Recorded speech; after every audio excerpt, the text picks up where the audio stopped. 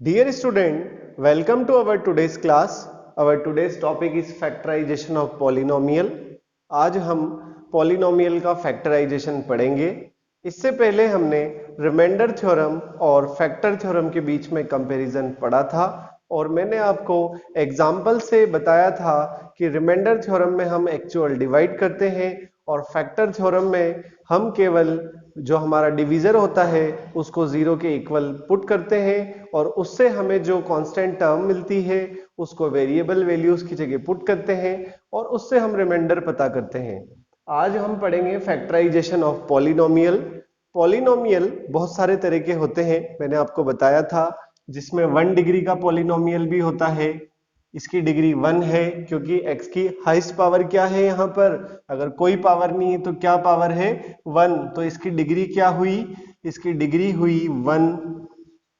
मान लीजिए ये एक पॉलिनोमियल है x square plus 3x minus 1, तो इसमें x की हाईएस्ट पावर क्या है, 2 है, तो इसकी डिग्री कितनी होगी, 2। मान लीजिए एक और कोई पॉलिनोमियल है x cube minus 4x square plus 3x minus 1, तो इसमें x की हाईएस्ट पावर कितनी है, 3 है, तो इसकी डिग्री कितनी होगी, 3। तो आज हम जो टॉपिक पढ़ने जा रहे हैं फैक्टराइजेशन ऑफ पॉलिनोमियल, उसमें डिग्री बहुत इंपॉर्टेंट है। अगर 1 डिग्री होती है तो ऐसे पॉलिनोमियल का हम फैक्टराइजेशन नहीं करते हैं क्योंकि वो ऑलरेडी कोई ना कोई एक फैक्टर होता है। अगर मैं इसको जीरो के इक्वल लेता हूं, 1 को ट्रांसफर करता हूं, तो यहां से मुझे सीधे सीधे ही x का एक वैल्यूज मिल जाता है। सबसे पहले हमें ये जानना होगा कि हम फैक्टराइजेशन करते ही क्यों है पॉलिनोमियल का। हम पॉलिनोमियल का फैक्टराइजेशन इसलिए करते हैं क्योंकि हर पॉलिनोमियल में कोई ना कोई एक वेरिएबल टर्म होती है। मान लीजिए इन सारे पॉलिनोमियल में x एक वेरिएबल टर्म है।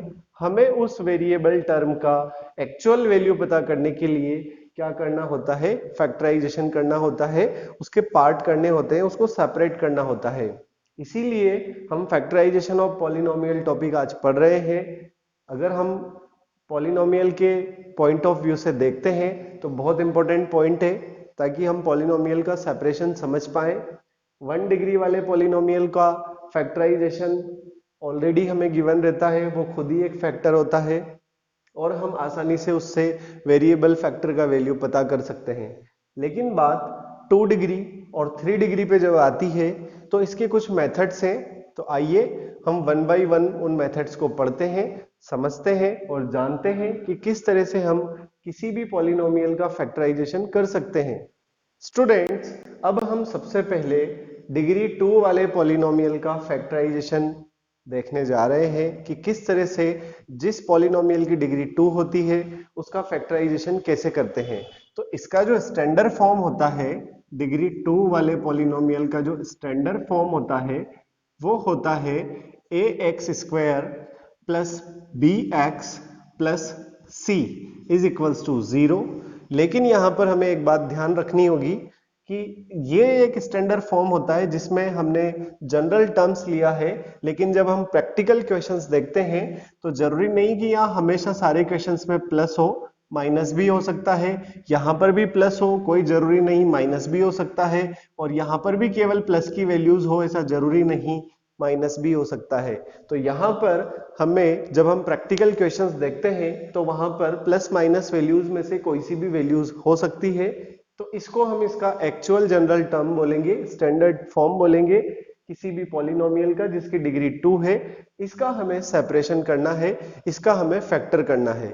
इसमें 2 कंडीशंस होती हैं, उन दोनों कंडीशंस को हम 1 बाय 1 सॉल्व करते हैं और देखते हैं, समझते हैं। यहाँ पर a, b और c क्या है, a, b एंड c क्या है, ये है आपके कांस्टेंट टर्म, और कांस्टेंट टर्म को हमने एक नाम और दिया था, coefficient of variable, coefficient of variable. यहां पर जो x है आपका, यहां पर जो x है आपका, x क्या है आपका, x है आपका वेरिएबल फैक्टर। x क्या है आपका, x है वेरिएबल फैक्टर। मैंने आपको बताया था कांस्टेंट जिसकी वैल्यू कभी भी चेंज नहीं होती है, फिक्स रहती है, वेरिएबल जिसकी वैल्यू चेंज हो जाती है, फिक्स नहीं रहती है। तो हम इस जनरल टर्म को से रिलेटेड एक एग्जाम्पल लेते हैं और समझने की कोशिश करते हैं कि आखिर किस तरह से हम डिग्री 2 वाले पॉलिनोमियल का फैक्टराइजेशन करते हैं। स्टूडेंट्स, तो आइए हम शुरू करते हैं इस स्टैंडर्ड फॉर्म में जिसकी डिग्री 2 है। ऐसे एक एग्जाम्पल लेते हैं और उसको सॉल्व करने की कोशिश करते हैं। मान लीजिए मैंने कोई एक एग्जाम्पल लिया x square minus 5x plus 6। अभी अभी मैंने आपसे कहा था कि कोई जरूरी नहीं कि हर जगह प्लस की वैल्यूज हो। प्रैक्टिकल क्वेश्चंस में बीच में माइनस भी आ सकता है और प्लस भी आ सकता है। तो ऐसे केस में इन क्वेश्चंस को हमें कैसे सॉल्व करना है, आइए देखते हैं।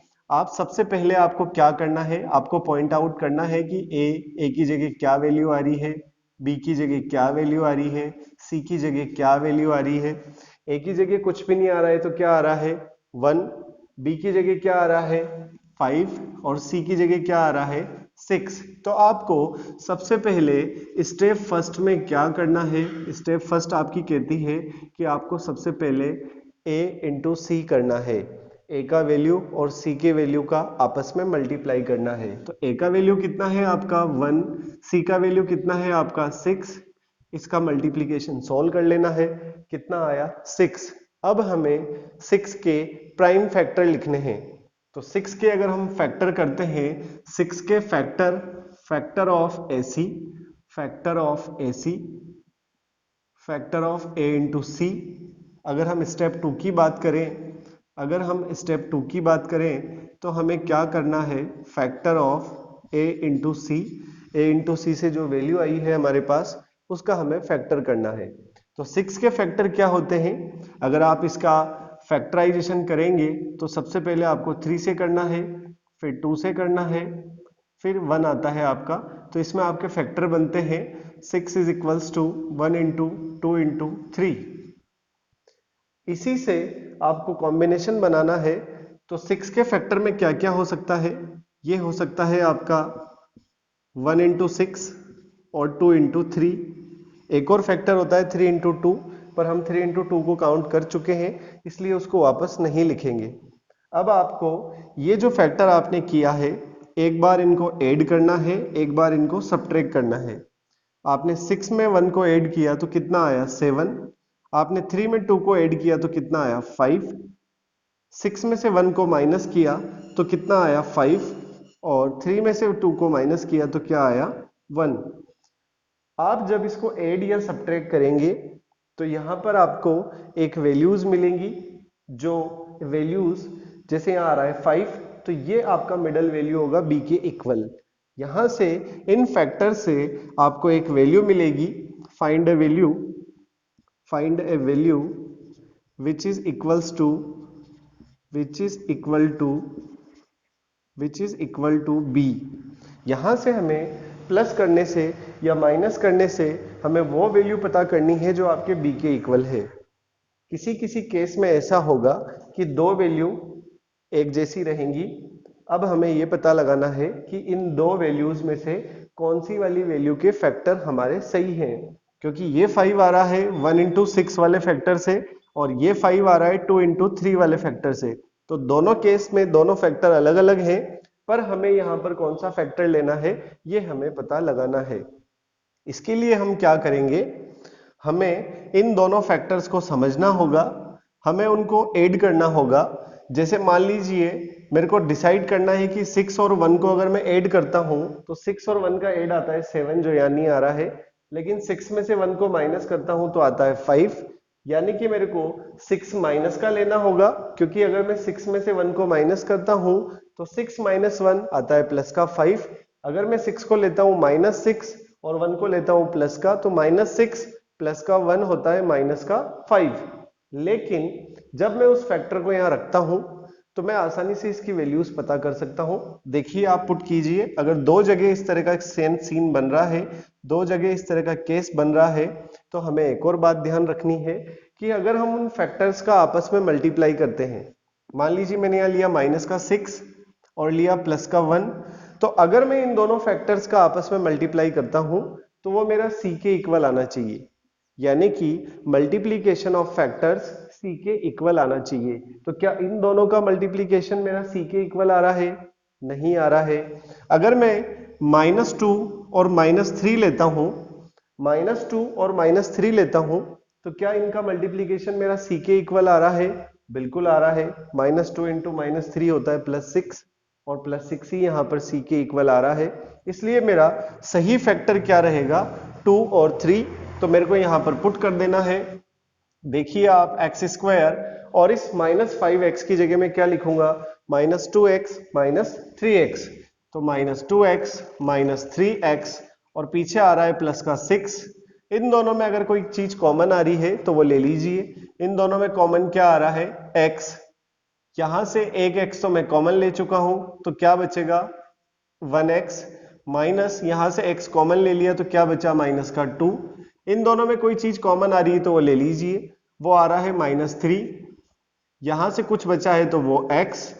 अब इस प्लस में से मैं माइनस को कॉमन ले चुका हूं, तो इस प्लस में से अब यहां क्या बचेगा?